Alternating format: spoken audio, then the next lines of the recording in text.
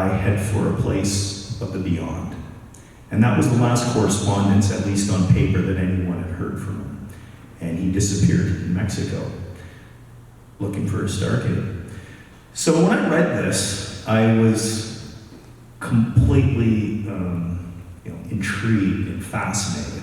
As I was sharing with Warren earlier, I had some experience when I was younger that really opened my mind to the possibility of the fantastical, and that things aren't necessarily as we've been taught to believe and as we've learned in school. There's always more out there. It's like the old Greek sayings, when you think you know something, you know nothing. Yeah. Right? I'm sorry, what is a Stargate? A Stargate, well, there's many different there's many different interpretations, but basically a Stargate is a rift in time and space that leads to another location or another time.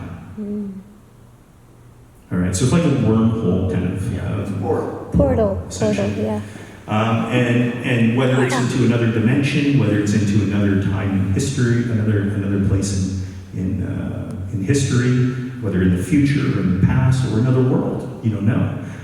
But some of Ambrose Bierce's short stories directly talk about people that are transported into other dimensions. So he had an immense fascination for this stuff. This was one of his passions, was this type of thing. So you can only imagine, you're coming close to the end of your life. Back then the life expectancy was in his 70s when he passed away. But back then, you're coming to the end of your life and you have an opportunity to go on an expedition to find something that your whole life has completely intrigued and fascinated. And your friend Hearst, one of the biggest names in America at the time, is going to secretly fund this expedition to Mexico. Can you imagine that? Who wouldn't take that opportunity to go? Like if I'm going to do something in my last few years of life, I'm going to go look for a Stargate in Mexico, you know what I mean? And even if I don't find it, I'm going to have one hell of a time, right? It's like the Hangover times 10, you know what I mean? So. May never get that. Did anyone go with him? You said it's by himself? Or? Well, this is the thing. This is the thing, is that he did have some guides, we know that, in Mexico, because there are some stories of people that he met down there to arrange it, but it was done very clandestinely. Hearst and Ambrose Bierce didn't want people to know what was going on, so it was very secretive at the time.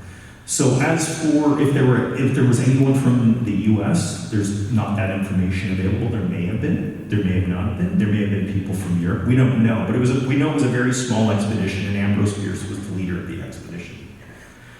But maybe Did the other people disappear? pardon me? Did the other people on the expedition disappear? Well, it's a mystery. Yeah. We don't know. Maybe the only thing we know is that he wrote that letter to his ex-wife, which is now public. You can find that letter. She's released that letter, and that he went down to Mexico looking for the Stargate that they had a map for that they found in Spain, right, of all places. So you can only assume that map for the Stargate probably was either found by maybe the conquistadors, or when Spain had essentially invaded Mexico through the 14 and 1500s with their imperialistic expansions, somehow made it back to Spain, like a lot of different types of treasures from that part of the world, and somehow Hearst and Bierce got their hands on it. So it's a fascinating story. There's a lot of questions that are unanswered, a lot of intrigue,